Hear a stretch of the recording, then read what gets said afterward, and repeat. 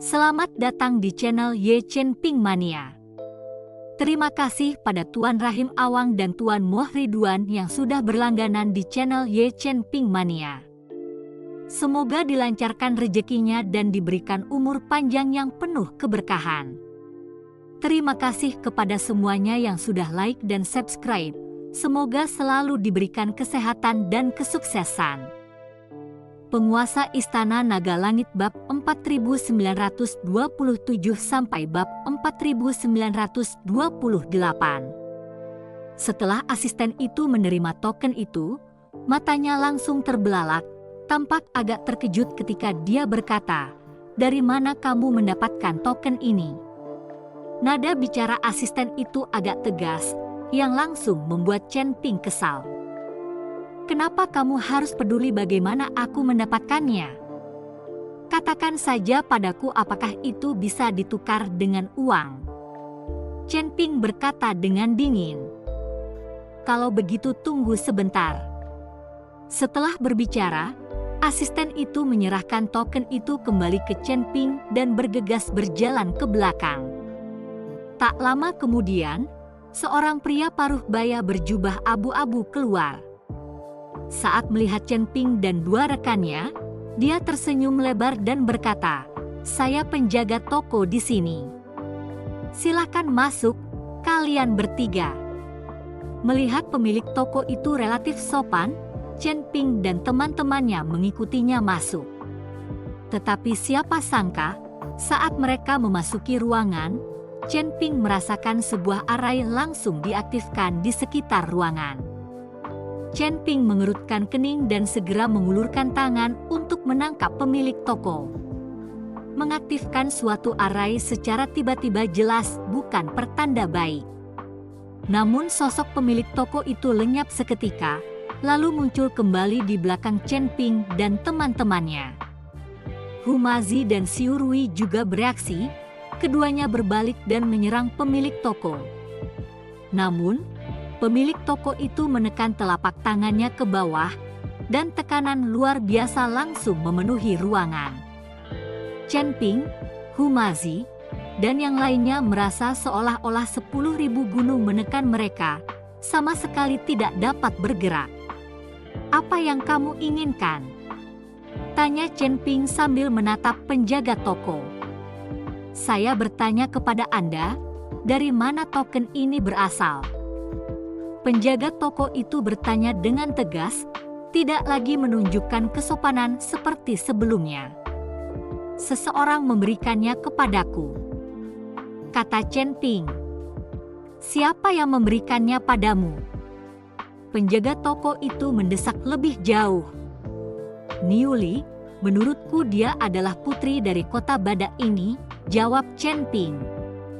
Mendengar nama Niuli, si penjaga toko melambaikan tangannya pelan, dan tekanan di ruangan itu pun seketika sirna.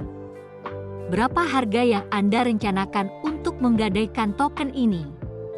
tanya penjaga toko. 10.000 koin abadi, Chen Ping berkata setelah berpikir sejenak. Karena pemilik toko telah menarik tekanan dan melunakkan sikapnya setelah mendengar nama Niuli, tampaknya nama sang putri mempunyai bobot yang signifikan. "Jangan main-main, minta banyak, apa mereka akan memberikannya?" Humazi dengan lembut menarik lengan baju Chen Ping dan berkata. Xiu Rui juga merasa bahwa Chen Ping meminta terlalu banyak, berpikir mereka pasti tidak akan setuju.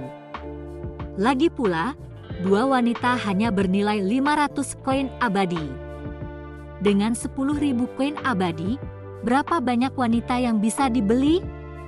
Tidak terlalu banyak. Anehnya, pemilik toko itu tidak ragu sama sekali.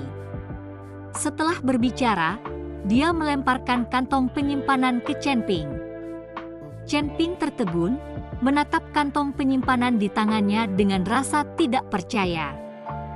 Dia tidak menyangka pihak lain akan setuju begitu saja.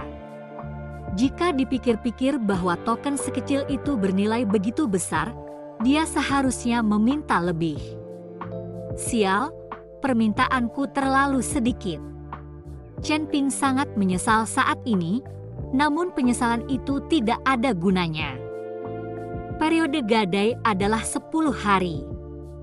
Jika Anda tidak menebusnya dalam waktu 10 hari, barang tersebut akan menjadi milik paviliun Tianbao kami, kata penjaga toko.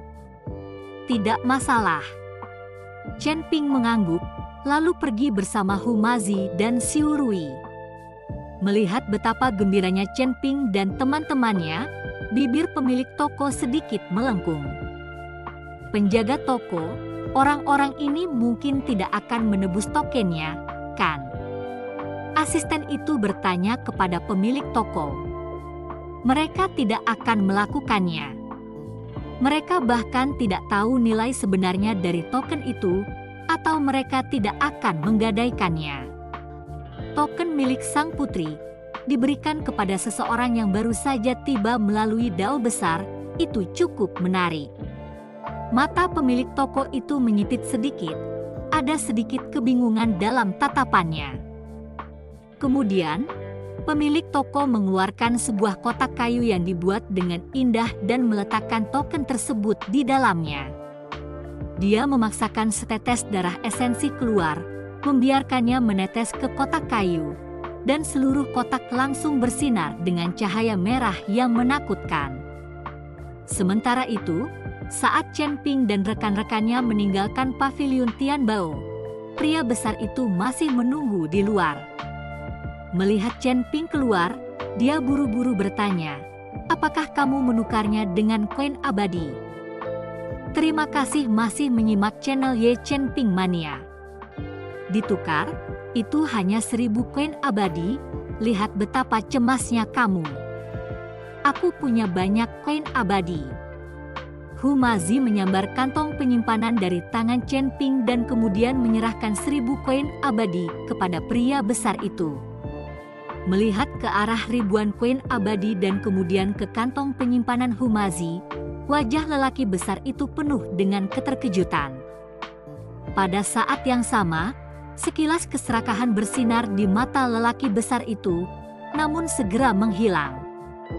Baiklah, karena uangnya sudah dibayarkan, ikutlah aku untuk menjemput orang-orang. Setelah berbicara, pria besar itu membawa Chen Ping dan yang lainnya kembali ke area panggung. Sambil membuka kurungan besi itu, pria besar itu menyeret kedua wanita itu keluar. Kau bisa membawa mereka pergi, tapi ingat untuk memberi mereka segel tahanan. Kalau tidak, sebagai manusia, mereka tidak bisa bergerak di kota. Dan manusia-manusia ini hanya bisa dijadikan budak. Tidak apa-apa menggunakan mereka untuk membebaskan, tetapi kalian sama sekali tidak boleh memiliki anak dengan mereka, karena itu akan menodai garis keturunan klan binatang kita. Pria besar itu memberi instruksi kepada Chen Ping dan teman-temannya. Bukan urusanmu. Itu milikku sekarang, kata Hu Mazi, lalu dengan bersemangat menuntun kedua wanita itu pergi. Melihat sikap Hu Mazi yang tidak sabaran, Chen Ping hanya bisa tersenyum tak berdaya. Setelah Chen Ping dan yang lainnya pergi, seorang pria dengan mata bersinar biru mendekati pria besar itu. Pria besar, apakah mereka benar-benar menghabiskan 1000 koin abadi? Pria bermata biru itu bertanya. Ya. Pria besar itu mengangguk. Tapi mereka punya lebih dari 1000 koin abadi di dalamnya. Kurasa setidaknya ada 10.000 di kantong penyimpanan itu. 10.000? Seru si pria bermata biru kaget. Sepertinya kita akan menjadi kaya raya. Kota ini berada di bawah keamanan ketat akhir-akhir ini, jadi ini bukan saat yang tepat untuk bergerak. Ada tim patroli tentara perang di setiap jalan. Dan kudengar kota Feihu telah mengirim beberapa mata-mata untuk membunuh penguasa kota. Melakukan tindakan sekarang bukanlah tindakan yang bijaksana. Meski pria besar itu tinggi, dia tidak bodoh. kesempatan tidak datang dua kali. Jika kita berhasil, kita bisa langsung meninggalkan Rhino City. Dengan koin abadi sebanyak itu, kita bisa hidup bebas di mana saja. Pria bermata biru itu membujuk pria besar itu. Setelah ragu sejenak, lelaki besar itu mengangguk dan berkata, "Baiklah, tapi kita harus cepat." Dengan itu, kedua sosok itu lenyap seketika. Sementara itu, Chen Ping dan teman-temannya tidak menyadari bahwa karena Humazi telah memamerkan begitu banyak koin abadi, mereka telah menarik masalah. Humazi membawa kedua wanita itu ke suatu tempat terpencil, matanya berbinar penuh nafsu sambil terus menjilati bibirnya. Melihat ekspresi Humazi, kedua wanita itu gemetar ketakutan, tubuh mereka bergetar ketika mereka berkata, "Tolong jangan bunuh kami mohon, jangan bunuh kami.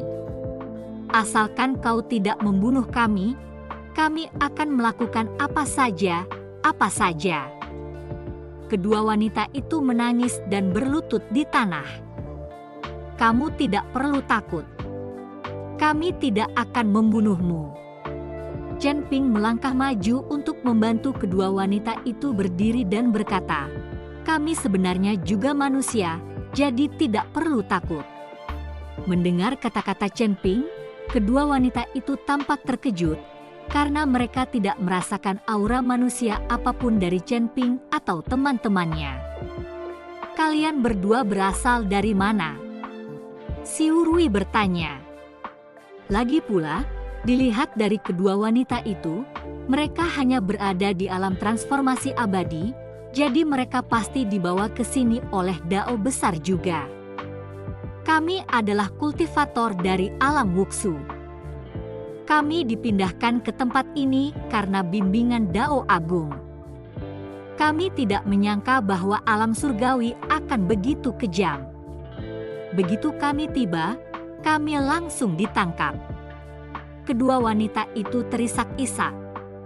Di dunia mereka sendiri, mereka adalah ratu-ratu luar biasa yang memerintah dengan kekuasaan absolut. Lagi pula, mereka yang dipilih oleh Dao besar tidak diragukan lagi sangat berbakat. Namun, mereka tidak dapat membayangkan bahwa, meskipun begitu tangguh di dunia mereka sendiri, mereka akan menjadi tawanan di alam surgawi. Rasa perbedaan itu hampir tak tertahankan. Namun setiap kultivator mendambakan alam surgawi dengan kisah-kisah keajaibannya, namun tak seorang pun pernah menyebutkan kekejamannya. Bersambung.